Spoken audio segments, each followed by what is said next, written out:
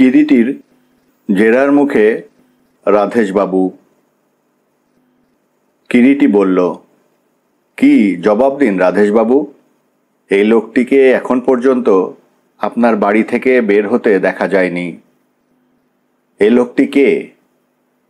রাধেশ রায় তখনও নির্বাক। এ হয়তো আপনার ছেলের খবর জানে। আমি এর সঙ্গে কথা বলতে চাই। দয়া করে ফোনে এখানে লোকটিকে একবার ডাকবেন কি? কিরিটি আবার বলল। রাধেশ রায় আগের মতোই নিশ্চুপ। শুনুন রাধেশবাবু, মাসখানেক আগে একদিন আপনি ব্যাকুল হয়ে এবং আপনার ছেলের ভবিষ্যৎ সম্পর্কে বিশেষভাবে চিন্তিত হয়েই সাহায্যের জন্যে আমাকে ডেকে পাঠিয়েছিলেন। এবং আজ বলতে বাধা নেই, আপনার মুখে সেদিনকার সেই কাহিনী শুনেই সেদিন তার ব্যাপারে অনুসন্ধান করতে গিয়ে অনেকখানি এগুতে হয়েছিল আমাকে,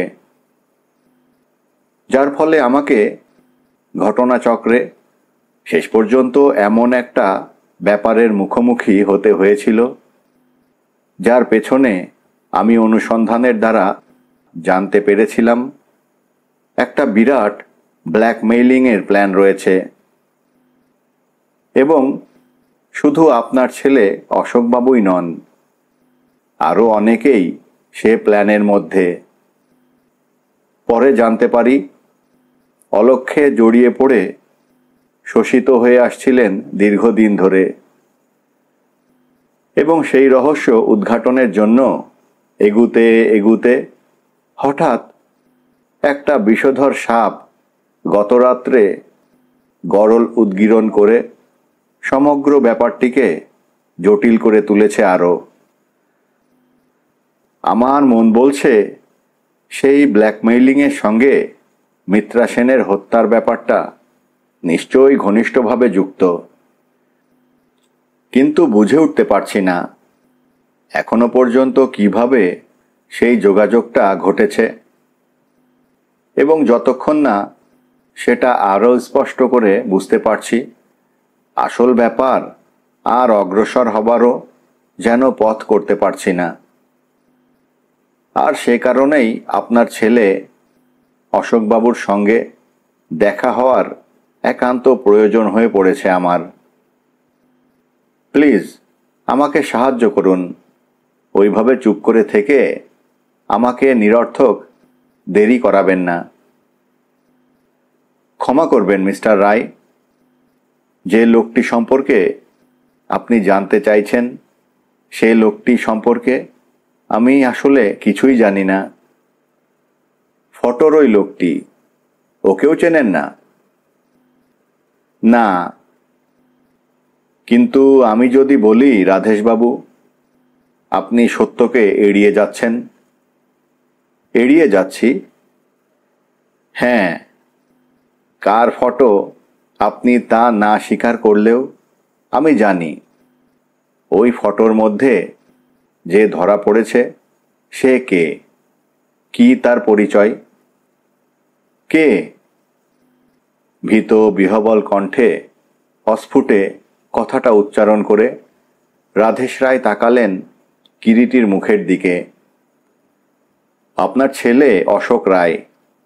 শান্ত দৃঢ় কণ্ঠে কিরিটি শেষ কথাটা উচ্চারণ করল, এবং কিরিটির কথাটা উচ্চারিত হবার সঙ্গে সঙ্গেই রাধেশ রায়ের বিষণ্ণ মুখখানি যেন আরও বিষণ্ণ, একেবারে কালো হয়ে গেল মুহূর্তে। বোকার মতোই তাকিয়ে থাকলেন রাধেশ রায় কিরিটির মুখের দিকে ফ্যাল ফ্যাল করে। কিরিটি এবার বলল, যান উঠুন, টেলিফোনে অশোকবাবুকে ডেকে এখানে একবার এক্ষুনি আসতে বলুন, যদি এখনো আপনার ছেলের মঙ্গল চান। কিরিটির কথা শেষ হবার সঙ্গে সঙ্গেই দ্বারপ্রান্তে অকস্মাৎ একটি পরিচিত কণ্ঠস্বরে যুগপথ আমরা সকলেই ফিরে তাকালাম। ডাকতে হবে না মিস্টার রায়, আমি নিজেই এসেছি। এবং অশোক রায়ের কণ্ঠস্বর শোনবার সঙ্গে সঙ্গেই সমস্ত সংযম যেন রাধেশ রায়ের মুহূর্তে ভেঙে চুরমার হয়ে গেল। তিনি স্থান, কাল, পাত্র, এমনকি নিজেকে পর্যন্ত ভুলে গিয়ে যেন আর্ত তীক্ষ্ণ কণ্ঠে অস্ফুট একটা চিৎকার করে উঠলেন, অশোক!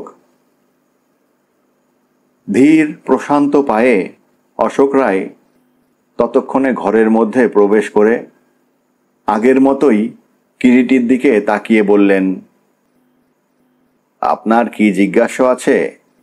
আমাকে করুন mister Roy, I am ready. না না, অশোক, অশোক!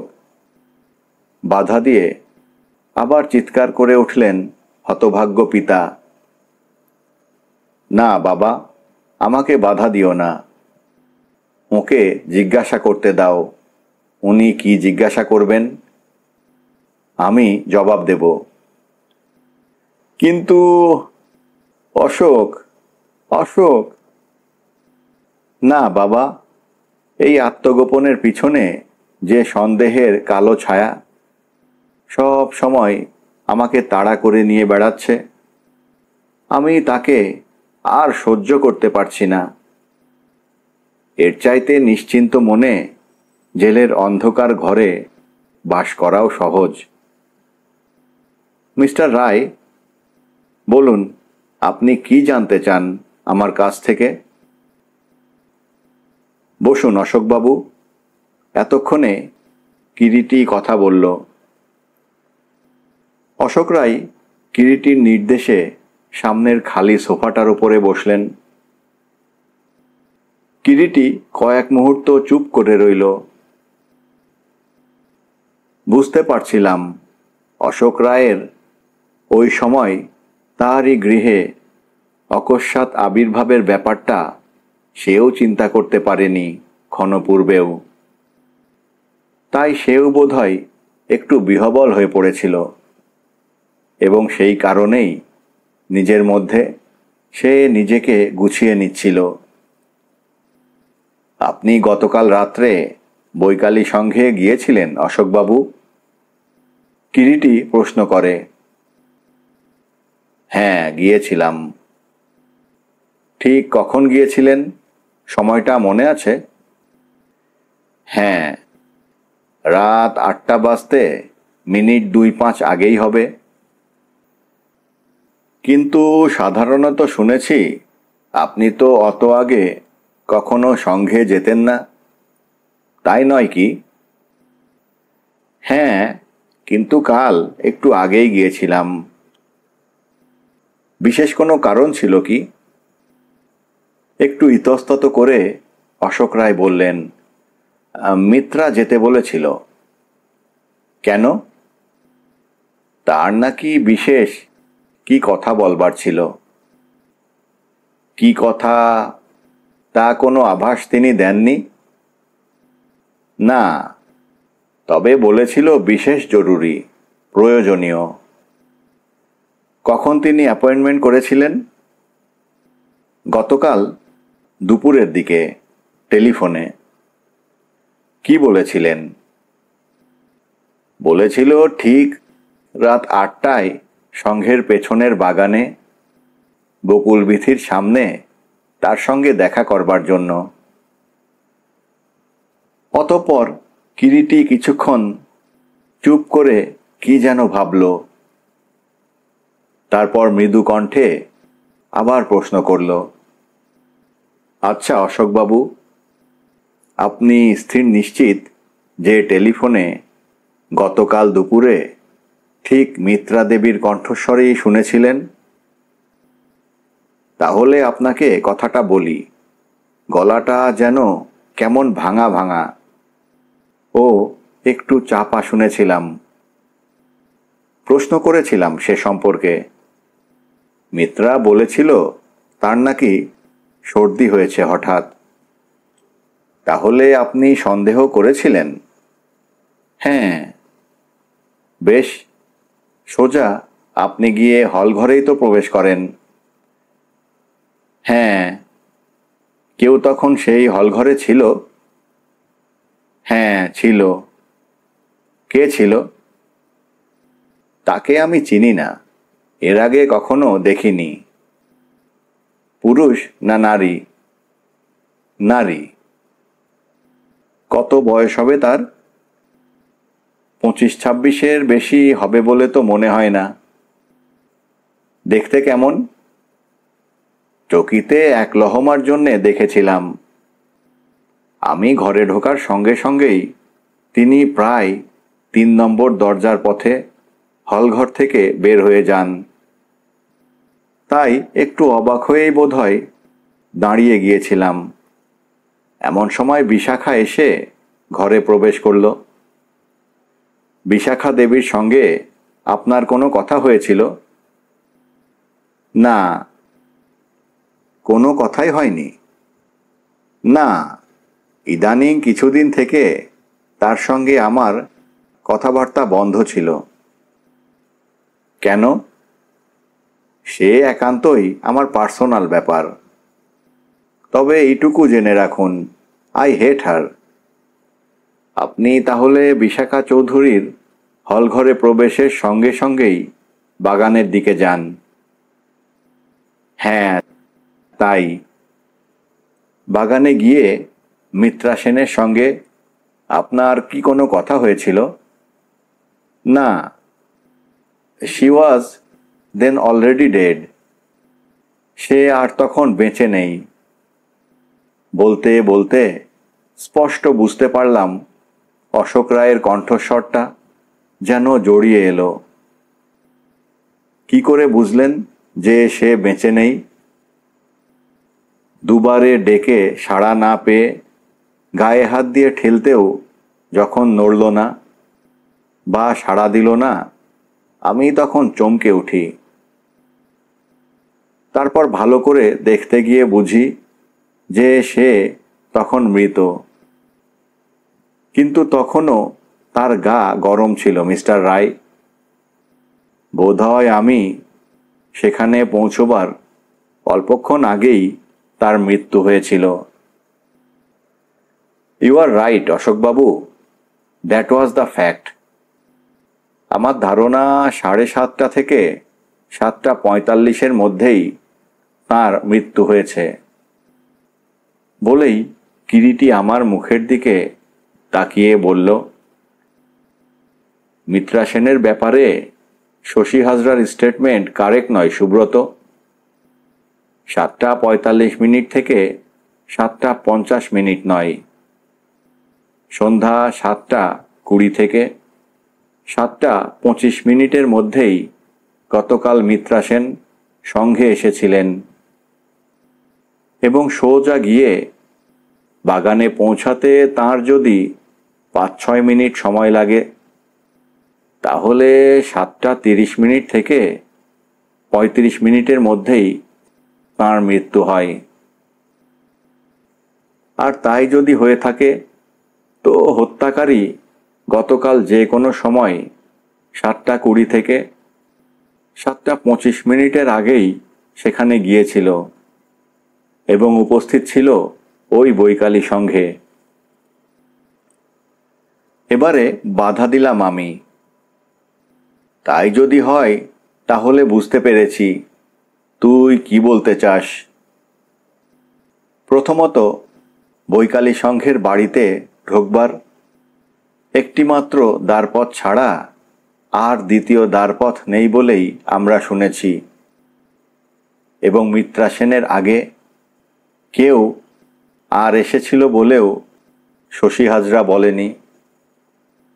তাহলে এক্ষেত্রে দুটি কথাই ভাবতে হবে।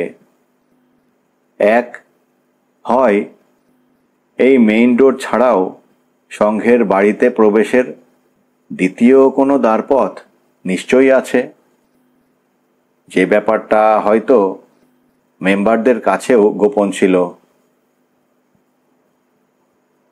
2, শশী হাজরা সত্য স্টেটমেন্ট দেয়নি।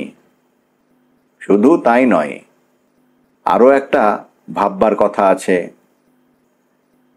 অশোকবাবু বৈকালী সংঘের একজন পুরাতন ইনফ্লুয়েন্সিয়াল মেম্বার, এবং সংঘে একমাত্র মেম্বারদের ছাড়া যখন বাইরের কারোরই প্রবেশের কোনো রকম অধিকারই ছিল না, সেক্ষেত্রে এমন কে নারী গত সন্ধ্যায় হলঘরে উপস্থিত ছিলেন, যিনি অশোকবাবু ঘরে প্রবেশ করবার সঙ্গে সঙ্গেই 3 নম্বর দ্বারপথ দিয়ে হলঘর থেকে বের হয়ে যান, এবং অশোকবাবুও যাকে চিনতে পারলেন না?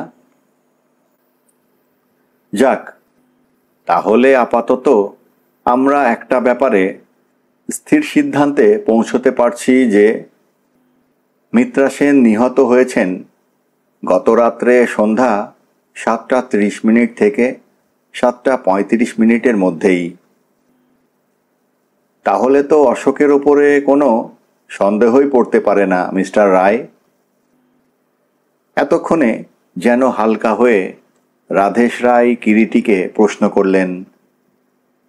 না, প্রথম থেকেই আমি স্থির নিশ্চিত ছিলাম যে অশোকবাবু হত্যা করেননি মিত্রা সেনকে, এবং সেটা সম্পর্কে ডাবল করে নিশ্চয় হয়েছি একটু আগে ওর একটি মাত্র কথা শুনেই। কথাটা যে কি অন্য কেউ না বুঝলেও আমি বুঝতে পেরেছিলাম। মিত্রা সেনের মৃত্যুর কথা বলতে গিয়ে একটু আগে যে অশোক রায়ের গলা ধরে এসেছিল, কিরিটির নিশ্চয়তার পেছনে তারই ইঙ্গিত ছিল। অতঃপর কিরিটি তার প্রশ্ন শুরু করেছে তখন। অশোকবাবু, মিত্রা সেনের মৃতদেহ আবিষ্কৃত হবার পর আপনি যখন বিহবল হয়ে পড়েছিলেন, তখন কি কেউ আপনাকে তাড়াতাড়ি ওখান থেকে পালিয়ে যেতে বলেছিল? মৃদু কণ্ঠে অশোক রায় প্রত্যুত্তর দিলেন, হ্যাঁ। কে সেই নারী? মহারানী সুচরিতা দেবী বলেই আমার মনে হয়। মহারানী? হ্যাঁ, আবছা আলো অন্ধকারে তাকে স্পষ্ট দেখতে পাইনি। তাছাড়া মনের অবস্থাও আমার তখন এমন ছিল না যে তার সম্পর্কে ভাবি। তবে মনে হয় তিনিই ছিলেন। না অশোকবাবু, মহারানী নন। তবে তবে কে তিনি? এ সেই নারী, সম্ভবত যাকে আপনি গতকাল হল ঘরে ঢুকেই দেখতে পেয়েছিলেন মুহূর্তের জন্য। কিন্তু আমার মন বলছে তাই। কিন্তু যাক সে কথা, আপনি হঠাৎ আত্মগোপন করেছিলেন কেন? কারণ তিনি আমাকে বুঝিয়েছিলেন, আত্মগোপন না করলে মিত্রার হত্যাকারী বলে আমাকেই ভাববে লোকে। আর সেই কথা শুনে আমারও যেন কেমন সব গোলমাল হয়ে গেল। আমি তাড়াতাড়ি পালালাম। আপনি যাবার সময় নিশ্চয়ই হলঘর দিয়ে যাননি? না, প্রেসিডেন্টের ঘরের পাশ দিয়ে যে প্যাসেজ, সেই প্যাসেজ দিয়েই বের হয়ে গিয়েছিলাম। আপনাকে কেউ বের হয়ে যাবার সময় দেখেছিল বলে আপনি জানেন কি? অত লক্ষ্য করে দেখিনি। স্বাভাবিক, বলে একটু থামল কিরিটি। মিনিট দুয়েক স্তব্ধ হয়ে কি যেন ভাবল। তারপর মৃদু কণ্ঠে আবার বলল, অশোকবাবুকে এবারে আমার যা জিজ্ঞাস্য সেটা আমি রাধেশবাবু আপনার অনুপস্থিতিতেই করতে চাই। বেশ, আমি যাচ্ছি। আমি গাড়িতেই অপেক্ষা করছি। রাধেশ রায় উঠে দাঁড়ালেন। কিন্তু অশোক রায় বাধা দিলেন। না বাবা, তুমি বাড়ি চলে যাও, আমি পরে যাচ্ছি। রাধেশ রায় ইতস্তত করেন। কিরিটি ব্যাপারটা বুঝে বলে, আপনি যান রাধেশবাবু, উনি পরেই যাবেন ক্ষণ। রাধেশ রায় আর দ্বিরুক্তি করলেন না, ঘর থেকে নিঃশব্দে বেরিয়ে গেলেন।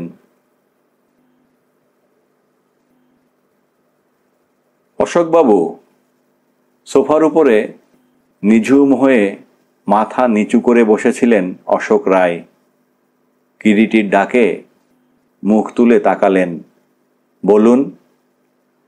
গত প্রায় বৎসরখানেক ধরে প্রতি মাসের প্রথম দিকে আপনি একটা মোটা অঙ্কের টাকা ব্যাংক থেকে তুলে নিতেন। যদি আমাকে সে সম্পর্কে একটু এনলাইটেন করেন। ক্ষণকাল স্তব্ধ হয়ে থেকে ধীরে ধীরে একসময় অশোক রায় কিরিটির মুখের দিকে তাকিয়ে বললেন, সবই যখন আপনাকে বলেছি মিস্টার রায়, সে কথাও বলবো আপনাকে। হ্যাঁ বলুন। আপনি আমার কথা বিশ্বাস করবেন কি না জানি না, একটা কুৎসিত জঘন্য চক্রান্তের মধ্যে কৌশলে আমাকে ফেলে দীর্ঘদিন ধরে আমাকে ব্ল্যাকমেইলিং করা হচ্ছে বলে একটু থেমে পুনরায় শুরু করলেন অশোক রায়। বৈকালী সংঘের মধ্যে মধ্যে বাগান পার্টি হয় কলকাতার বাইরে ব্যারাকপুরের এক বাগান বাড়িতে। একটা কথা, সেই বাগান বাড়িটা কার জানেন কিছু? না। বেশ, বলুন তারপর। বছর দুই আগে সেই রকমই এক পার্টিতে মনীষা দেবী নামে এক অত্যাশ্চর্য নারীর সঙ্গে আমার আলাপ হয়। আপনাকে বলতে দ্বিধা নেই মিস্টার রায়, অমন অদ্ভুত ইন্টেলিজেন্ট নারী এর আগে বড় একটা আমার চোখে পড়েনি। মনীষা দেবীর এমন কিছু একটা বিস্ময়কর আকর্ষণ ছিল যা মুহূর্ত মাত্রে যে কোনো পুরুষকেই আকর্ষণ করতে পারে। কোনো সংকোচ না করেই বলছি, আমিও আকর্ষিত হয়েছিলাম। মনে হয়েছিল জীবনে তার দেখা না পেলে বোধহয় জীবনটাই ব্যর্থ হয়ে যেত। And what a full I was. যাক, যা বলছিলাম, সেই পার্টির দিন রাত্রেই সন্ধ্যার পর থেকেই কি ঝড় বৃষ্টি সেদিন। পার্টির সকলেই প্রায় চলে গিয়েছিল তখন। কেবল সে বাড়িতে ছিলাম আমি আর মনীষা দেবী। দোতলার নিভৃত যে ঘরটিতে বসে আলাপ করছিলাম তার আলো নিভিয়ে দেওয়া হয় হঠাৎ, এবং হঠাৎ আলো নিভে যাওয়ার সঙ্গে সঙ্গে আচম্বিতে মনীষা দেবী আমাকে দুহাতে জড়িয়ে ধরেন ও সেই মুহূর্তেই অন্ধকারে ক্যামেরার ফ্ল্যাশ বাল্ব জ্বলে ওঠে। ব্যাপারটা ভালো করে বুঝে উঠবার আগেই আবার আলো জ্বলে উঠল ও সঙ্গে সঙ্গে মনীষা হেল্প হেল্প বলে চেঁচিয়ে ওঠে। তার চিৎকারে সকলে ঘরে এসে প্রবেশ করল। তার মধ্যে এক বৃদ্ধ ছিলেন যাকে ইতিপূর্বে সেদিন পার্টিতে দেখিনি। তার ঘরে ঢুকতে দেখেই মনীষা তার দিকে ছুটে গিয়ে তাকে জড়িয়ে ধরে কেঁদে বলল, আমি নাকি তার শ্লীলতাহানির চেষ্টা করতেই ওই ঘরে এসেছিলাম। বুঝতেই পারছেন তখন আমার কি অবস্থা। সেই ঘটনারই খেসারত এখনো মাসে মাসে দিয়ে চলেছি মিস্টার রায়। সেই বৃদ্ধকে আপনি চিনতে পারেননি অশোকবাবু? না। কখনো দেখেননি আগে? না। আপনার মতো আর কেউ বৈকালী সংঘের মেম্বার ওই ধরনের খেসারত দিচ্ছেন বা দিয়েছেন এমনটা জানেন? আগে জানতাম না, পরে মিত্রা কয়েকদিন আগে আমাকে বলেছিল বৈকালী সংঘের মধ্যে আমার মতো নাকি আরও অনেক ভিকটিম ছিল। হ্যাঁ, আমি সেটাই আশা করেছিলাম। ভালো কথা, তাদের কারোর নাম জানেন? জানি 2-3 জনের। শ্রীমন্ত পাল, মনোজ দত্ত, সুপ্রিয়। তারাও তাহলে প্রতি মাসে টাকা দিতেন? তাই তো শুনেছি। কার হাতে আপনি টাকাটা প্রতি মাসে তুলে দিতেন? বিশাখার হাতে। সেই আমার সঙ্গে ব্যাংকে যেত ছদ্মবেশে। অশোক রায় বর্ণিত কাহিনী যেন এক অবিশ্বাস্য রহস্যের দ্বারোদ্ঘাটন করে চলেছে। ইতিমধ্যে ধীরে ধীরে রাত্রির প্রহরও যে গড়িয়ে প্রায় 9:30 বাজতে চলেছে, সেদিকে কারো যেন তখন খেয়াল নেই। উপবিষ্ট অশোক রায়ের চোখে মুখে একটা বিষণ্ণ ক্লান্তি। কিরিটি ঘরের মধ্যে উঠে পায়চারি করে চলেছে নিঃশব্দে। প্রবল উত্তেজনায় তার দেহটা যে কাঁপছে সেটা আমি বুঝতে পারছিলাম। কয়েকটা মুহূর্ত আবার স্তব্ধতার মধ্যে কেটে গেল। হঠাৎ আবার কিরিটি অশোক রায়ের দিকে তাকিয়ে বলতে শুরু করল, এখন বুঝতে পারছি অশোকবাবু, এতকাল পরে এক উচ্ছৃঙ্খল নারীর মধ্যে আপনি সত্যি সত্যি চিরন্তন স্নেহময়ী প্রেমলিন্দু নারীত্বকে জাগিয়ে তুলেছিলেন। সত্যি সে আপনার প্রেমের স্পর্শে বিস্মরণ থেকে জেগে উঠেছিল। বুঝতে পেরেছি আপনি মিত্রার কথা বলছেন। বলতে বলতে অশোক রায়ের চোখের কোণ দুটো অশ্রুতে ছলছল করে ওঠে। তারপর একটু থেমে বিষণ্ণ করুণ কণ্ঠে বলে, আমি সেটা জানতে পেরেছিলাম বলেই তার অতীতের সমস্ত দোষ ত্রুটি সত্ত্বেও তাকে বিয়ে করতে স্থির প্রতিজ্ঞ হয়েছিলাম মিস্টার রায়। কিন্তু কোথা থেকে হঠাৎ কি যে হয়ে গেল। অশোক রায়ের কণ্ঠস্বর যেন শেষটায় আর শোনা গেল না, কান্নায় বুঝে এলো। কথা বলতে বলতে আবার কিরিটি কথা বলল, আর ঠিক সেই জন্যই তাকে এমনই নিষ্ঠুর মৃত্যুবরণ করতে হলো অশোকবাবু। এতকাল যে শয়তান সেই নারীর মন ও দেহকে নিয়ে নিষ্ঠুর ব্যবসা খুলে বসেছিল, সে সেটা সহ্য করতে পারল না, এবং ভবিষ্যতে যাতে আরও রহস্য তার দ্বারা বাইরে প্রকাশ না হয়ে পড়ে, সেই কারণেই আপনার ও মিত্রা দেবীর মিলনের মুহূর্তে সে মিত্রা দেবীকে সংহার করল নিজের সেফটি, নিরাপত্তার জন্য। এমনই হয় অশোকবাবু। পাপের পথ, দুষ্কৃতির পথ বড় পিচ্ছিল, বড় ভয়াবহ। একবার সে পথে পড়লে ফেরা বড় কঠিন, এবং ফিরতে গেলেও এমনই করেই তাকে মূল্য দিতে হয়। কিন্তু যাক সে কথা। এবারে আর একটি প্রশ্ন আপনাকে আমার জিজ্ঞেস করার আছে।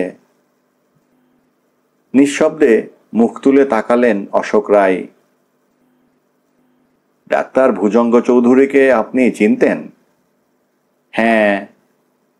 তার চেম্বারে ও নার্সিংহোম সম্পর্কে আপনি আমাকে কিছু বলতে পারেন? খুব বেশি আমি জানি না মিস্টার রায়, তবে বৈকালী সংঘের অনেক মেম্বারই মধ্যে মধ্যে রাত 11টার পর সেখানে যাতায়াত করতেন। তারা কেন সেখানে যাতায়াত করতেন বলতে পারেন? না, আপনিও তো মধ্যে মধ্যে সেখানে যেতেন। হ্যাঁ, গিয়েছি। কেন? জবাবে কেন জানি এবারে অশোক রায় চুপ করে রইলেন, মাথা নিচু করে। বুঝতে পারছি অশোকবাবু, কোনো কিছুর একটা আকর্ষণ আপনারও সেখানে ছিল, বলতে আপনি দ্বিধা করছেন। বেশ, কথাটা আরও স্পষ্ট করেই তাহলে বলি। কোনো মাদকদ্রব্যের বা ওই জাতীয় কোনো কিছুর বেচাকেনার ব্যাপার কি সেখানে আছে? এবারে যেন সত্যি চমকে ওঠেন অশোক রায়। বিহবল জড়িত কণ্ঠে বলেন, কিন্তু আপনি আপনি সে কথা জানলেন কি করে? যদি বলি, নিছক সেটা আমার একটা অনুমান মাত্র। অনুমান? হ্যাঁ। মাদকদ্রব্য কিনা জানি না মিস্টার রায়, তবে এক ধরনের স্পেশাল ব্র্যান্ড ইজিপশিয়ান সিগারেট কেনবার জন্য আমরা কেউ কেউ সেখানে যেতাম। সিগারেট? হ্যাঁ। যাক, আপনাকে আমার আর কিছু জিজ্ঞাসা করার নেই, আপনি এবারে যেতে পারেন। কেবল একটা অনুরোধ, এই মামলা শেষ না হওয়া পর্যন্ত আপনি কলকাতা ছেড়ে কোথাও যাবেন না দয়া করে। বেশ, তাই হবে। অতঃপর অশোক রায় বিদায় নিলেন। ওই দিন রাত 12টার পর কিরিটির পূর্ব পরিকল্পনা মতো আমরা ছোট একদল সশস্ত্র পুলিশ বাহিনী নিয়ে ডাক্তার ভুজঙ্গ চৌধুরীর আমির আলী অ্যাভিনিউয়ের আবাসস্থলে গিয়ে ঘেরাও করলাম এবং আমি, কিরিটি ও লাহিড়ী তিনজনে মিলে সদর দরজায় উপস্থিত হয়ে কিরিটির নির্দেশে আমি দরজার গায়ে কলিং বেলের বোতামটা টিপলাম। বলা বাহুল্য, আমরা তো সাধারণ বেশে ছিলামই, লাহিড়ীও ছিলেন সাধারণ বেশে। কিছুক্ষণ বাদেই দরজা খুলে দিল ডাক্তার ভুজঙ্গ চৌধুরীর খাস ভৃত্য রাম। আপনারা কে, কি চান? কিরিটি জবাব দিল, ডাক্তার ভুজঙ্গ চৌধুরীর সঙ্গে দেখা করতে চাই। রাত্রে তো তিনি কারো সঙ্গে দেখা করেন না। করবেন করবেন, তুমি তাকে গিয়ে বলো কিরিটি রায় এসেছেন, দেখা করতে চান, জরুরি। আপনি মিথ্যে বলছেন বাবু, স্বয়ং মহারাজা এলেও রাত্রে তিনি কারো সঙ্গে দেখা করেন না। ইতিমধ্যে কিরিটির পূর্ব নির্দেশ মতো তার নিযুক্ত লোকটি ডাক্তারের বাড়ির ছদ্মবেশী ভৃত্য রামের পেছনে এসে দাঁড়িয়েছিল এবং আচমকা পেছন দিক থেকে রামকে আক্রমণ করতেই কিরিটিও তাকে সাহায্য করার জন্য এগিয়ে গেল লাফিয়ে। রাম কোনো রকম শব্দ করার আগেই তাকে হাত মুখ বেঁধে বন্দি করা হলো এবং সেই ছদ্মবেশী ভৃত্যই তখন রামের কোমর থেকে চাবির গোছা ছিনিয়ে নিল।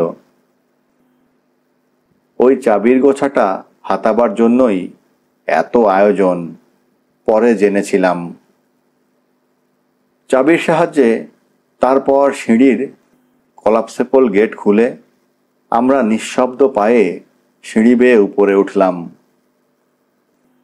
দোতলা ও তিনতলার মধ্যে সিঁড়িতে আর একটি কলাপসেবল গেট ছিল, সেটাও ওই রিংয়ের একটি চাবির সাহায্যে খুলে আমরা তিনজন তিনতলায় পা দিলাম। দুটি ঘর পাশাপাশি, দুটোরই দরজা বন্ধ। কিরিটি এগিয়ে গিয়ে দ্বিতীয় দরজায় আঘাত করল পরপর। টুক টুক করে শব্দ 4 বার। সঙ্গে সঙ্গে দরজাটা প্রায় খুলে গেল। কি রে রাম, কথাটা বলতে গিয়ে শেষ না করেই সহসা ডাক্তার ভুজঙ্গ চৌধুরী আমাদের 3 জনকে দরজার সামনে দেখে বিস্ময়ে যেন একেবারে স্তম্ভিত হয়ে গেলেন। নমস্কার ডাক্তার চৌধুরী, এত রাত্রে নিজের শয়নকক্ষের দোরগোড়ায় আমাকে দেখে নিশ্চয়ই খুব আশ্চর্য হয়ে গিয়েছেন। মুহূর্তকাল স্তব্ধ থেকেই ভুজঙ্গ চৌধুরী যেন নিজেকে সামলে নিলেন এবং মৃদু কাষ্ঠ হাসি হেসে বললেন, তা একটু হয়েছি বই কি। ভাবছেন নিশ্চয়ই কি করে এখানে এত রাত্রে প্রবেশ করলাম। না, কিন্তু বাইরে কেন, ভেতরে আসুন, কষ্ট করে এসেছেনই যখন। ভুজঙ্গ চৌধুরীর পরিধানে তখন ছিল গ্রে রঙের ট্রপিক্যাল স্যুট, পায়ে রবার সোল দেওয়া জুতো। সেই দিকেই তাকিয়ে কিরিটি বলল, এই ফিরছেন না কোথাও বেরুচ্ছিলেন? ওটা আপনার অনধিকার চর্চা মিস্টার রায়। কিন্তু কেন এই গরিবের কুটিরে বেআইনিভাবে জুলুম করে এই অসময়ে আপনার মতো মহাত্মার শুভাগমন জানতে পারি কি? জানাবো বলেই তো আশা, শুনবেন বই কি। তার আগে এই মিস্টার লাহিড়ির সঙ্গে দ্বিতীয়বার আবার পরিচয় করিয়ে দিতে চাই। ওকে আমি চিনি, পরিচয়ের কোনো দরকার নেই। আপনার বক্তব্যটা তাড়াতাড়ি শেষ করলে বাধিত হব। এবার কথা বললেন রজত লাহিড়ি। বললেন, বৈকালী সংঘ ও আপনার চেম্বারে বিনা লাইসেন্সে মাদকদ্রব্যের চোরা কারবার করবার জন্য আপনাকে আমি অ্যারেস্ট করতে এসেছি ডাক্তার চৌধুরী। I C. তা এ মূল্যবান সংবাদটি কোথায় পেলেন? মিস্টার কিরিটি রায় দিয়েছেন বোধহয়। সেটা জেনে আপনার কোনো লাভ নেই ডাক্তার চৌধুরী। আপনি সরে আসুন, আপনার ঘরটা একবার সার্চ করতে চাই। করতে পারেন, কিন্তু কনসিকুয়েন্সটাও মনে রাখবেন। অযথা একজন ভদ্রলোককে এভাবে বিব্রত করা আপনাদের আইনও নিশ্চয়ই সম্মতি দেয় না। সে সম্পর্কে আপনি নিশ্চিন্ত থাকতে পারেন, লাহিড়ি জবাব দিলেন। আবার কিরিটি কথা বলল, তার আগে দয়া করে আপনি আপনার ছোট ভাই ত্রিভঙ্গ বাবু ও তাঁর স্ত্রী মৃদুলা দেবীকে যদি একবার এখানে ডাকেন।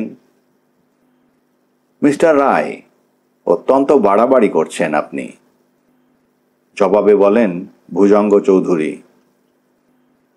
চোখরাঙানিতে বিশেষ কোনো ফল হবে না ডাক্তার সাহেব। যা বলছি তাই করুন, না হলে বাধ্য হয়ে আমাদেরই সে ব্যবস্থা করতে হবে জানবেন। আপনার মতো একজন শয়তানি বুদ্ধিতে পরিপক্ক ব্যক্তির বোঝা উচিত যে প্রস্তুত হয়েই আজ আমরা এখানে এসেছি।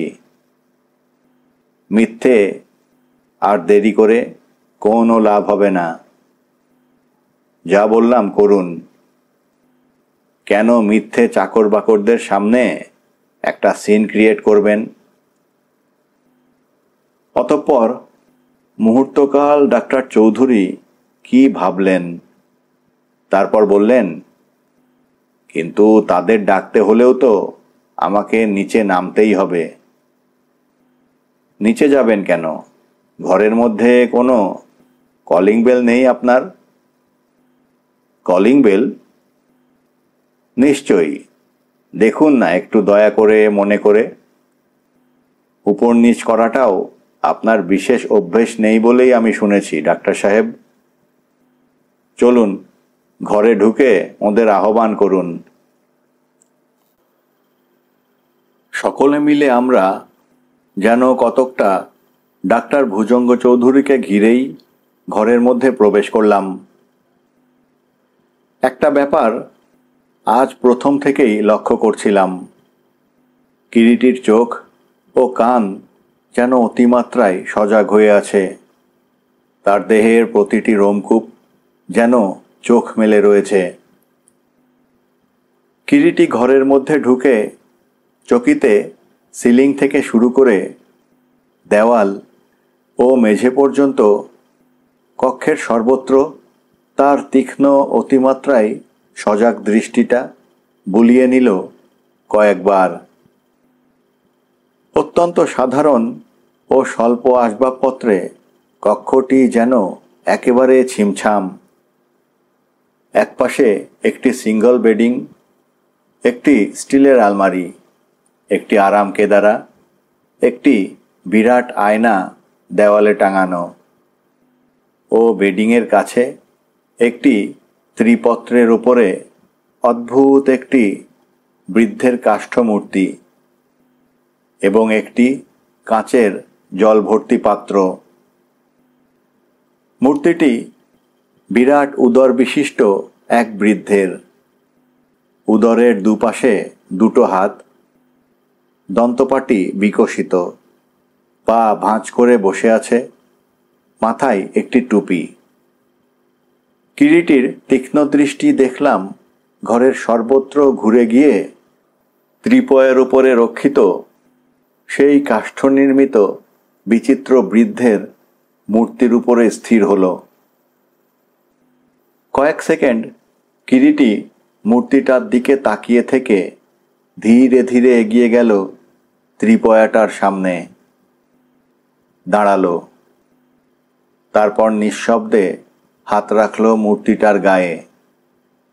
আমরা সকলে স্তব্ধ নির্বাক হয়ে দাঁড়িয়ে আছি। মৃদুকণ্ঠে কিরিটি ঘরের নিস্তব্ধতা ভঙ্গ করল।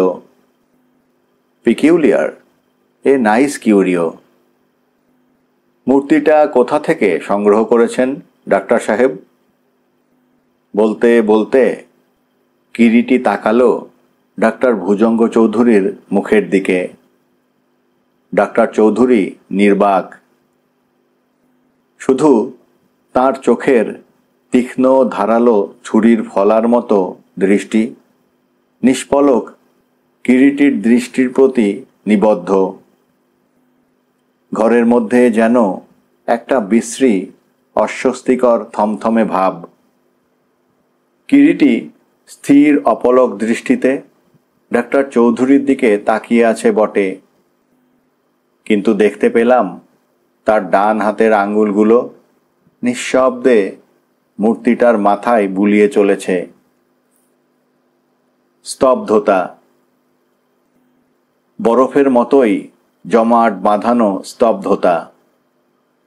চার জোড়া চোখের নিষ্পলক দৃষ্টি পরস্পর পরস্পরের প্রতি নিবদ্ধ।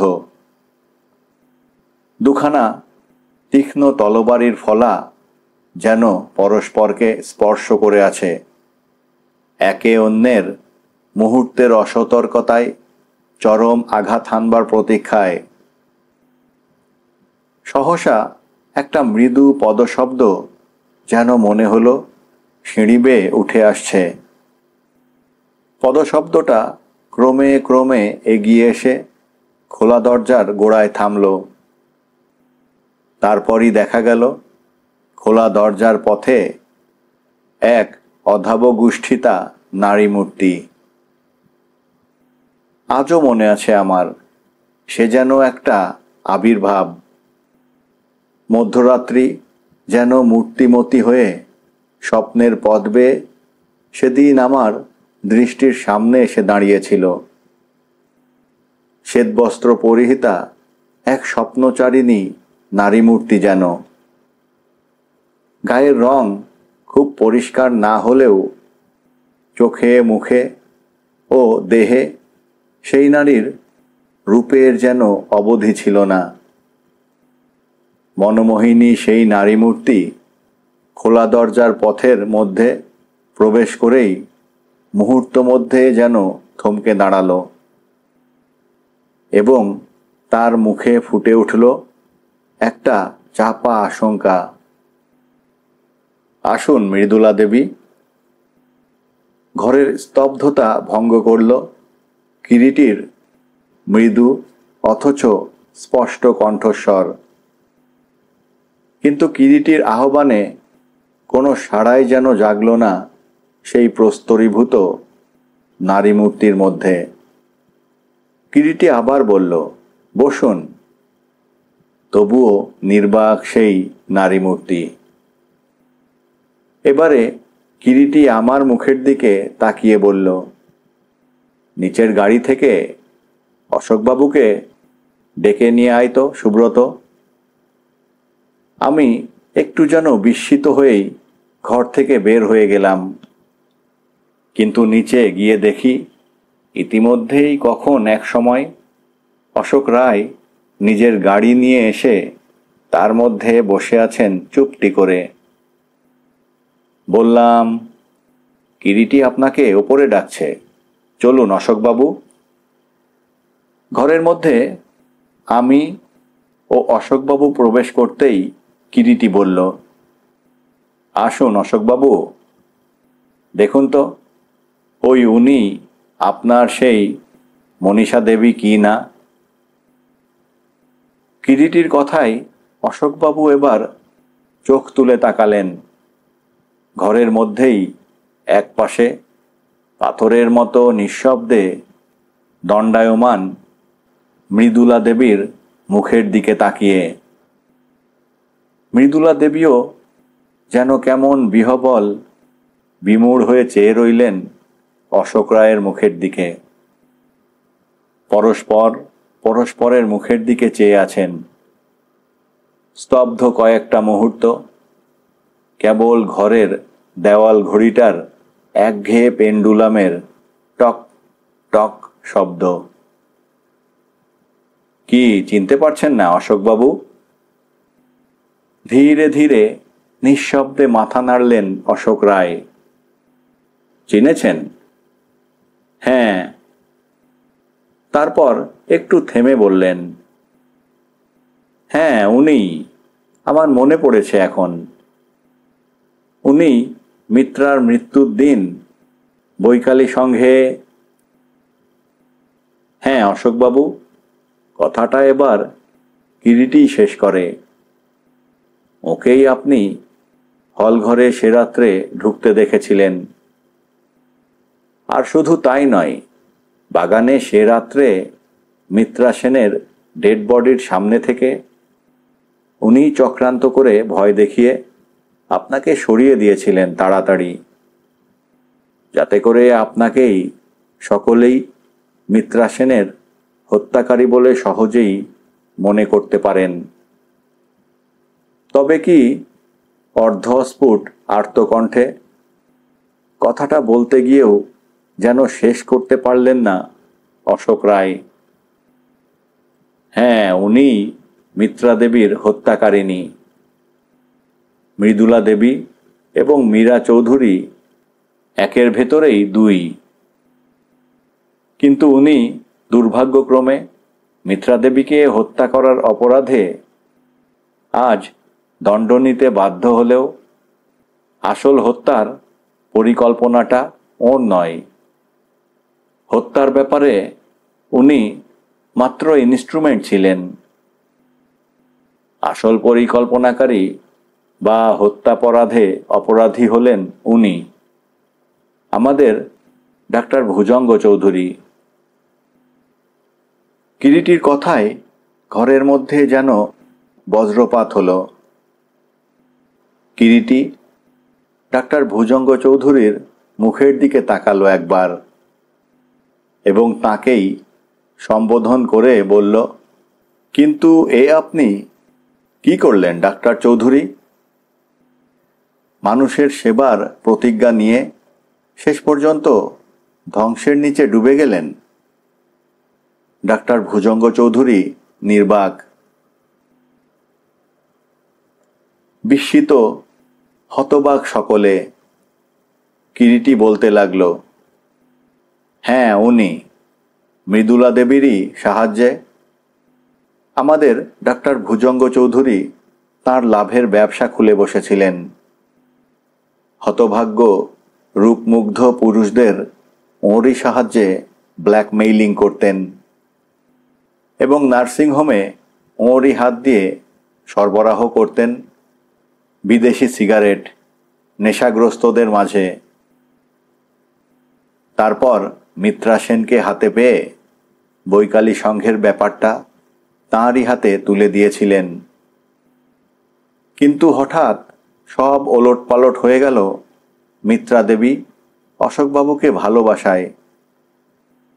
ভালোবাসার সুধারসে নতুন করে জেগে উঠলেন মিত্রা দেবী, আর সেটাই তার কাল হলো। পাছে তার মুখ থেকে অতীতের সব সত্য প্রকাশ হয়ে পড়ে, সেই ভয়ে ভুজঙ্গ চৌধুরী মৃত্যুবাণ হানলেন মিত্রার বুকে। কৌশলে তাকে বৈকালী সংঘে আনিয়ে মৃদুলা দেবীর সাহায্যে বিষ প্রয়োগ করালেন। আগেই বলেছি, অশোক রায় সে রাত্রে হলঘরে ঢুকে মনীষা দেবীকেই দেখতে পেয়েছিলেন। কিন্তু মনীষা দেবী বা মৃদুলা দেবী ছদ্মবেশে থাকায় এবং অশোক রায় ঘরে প্রবেশের সঙ্গে সঙ্গেই মনীষা ঘর থেকে বের হয়ে যাওয়ায় অশোক রায় সে রাত্রে তাকে চিনতে পারেননি। শেষ পর্যন্ত অবশ্যই মৃদুলাই স্বীকৃতি দিলেন আদালতে। সে স্বীকৃতি যেমন করুণ তেমনি মর্মস্পর্শী। প্রথম যৌবনে একদা মৃদুলা ভালোবেসেছিল ভুজঙ্গ ডাক্তারকে, কিন্তু অর্থপিশাচ ভুজঙ্গর মনে আর যাই থাক, নারীর প্রতি কোনো দুর্বলতা কোনোদিনই ছিল না। অথচ সে বুঝতে পেরেছিল অসাধারণ বুদ্ধিমতী মৃদুলাকে হাতের মুঠোর মধ্যে রাখতে পারলে সে ভবিষ্যতে অনেক কাজ করতে পারবে। তাই সে কৌশল করে পঙ্গু ভাই ত্রিভঙ্গের সঙ্গে গরিবের মেয়ে মৃদুলার বিয়ে দিয়ে নিজের ঘরে নিয়ে আসে, তার অর্থাৎ মৃদুলার অনিচ্ছা সত্ত্বেও। আর তারপর থেকেই মৃদুলার সেই প্রেমের সুযোগ নিয়ে দিনের পর দিন যন্ত্র হিসেবে ব্যবহার করেছে ভুজঙ্গ ডাক্তার হতভাগিনী মৃদুলাকে। ভুজঙ্গের প্রতি ভালোবাসা ছাড়াও কিছুটা অবশ্যই বিকৃত মনোবৃত্তি ছিল মৃদুলারও। তা না হলে তাকে দিয়ে সব কাজ হয়তো ভুজঙ্গ ডাক্তারেরও করা অসাধ্য হতো। এবং শেষ পর্যন্ত মিত্রা সেন অশোক রায়কে ভালো না বাসলেও হয়তো ব্যাপারটার পরিসমাপ্তি ওইভাবে অত দ্রুত ঘটত কি না সন্দেহ। ডাক্তার ভুজঙ্গ চৌধুরী রাত্রে ছদ্মবেশে বৈকালী সংঘে গিয়ে প্রেসিডেন্টের চেয়ারে বসত। সে কথাও জানা গেল মৃদুলার জবানবন্দি থেকেই। মৃদুলা আগে থেকেই উপস্থিত ছিল সে রাত্রে বৈকালী সংঘে, এবং শশী হাজরা যেটা তার জবানবন্দিতে গোপন করে গিয়েছিল পরে তাও স্বীকার করে। মৃদুলাই অতর্কিতে তীব্র ক্রিয়ার বিষ মিত্রার দেহে ইনজেক্ট করেছিল ভুজঙ্গের পূর্ব পরামর্শ মতো।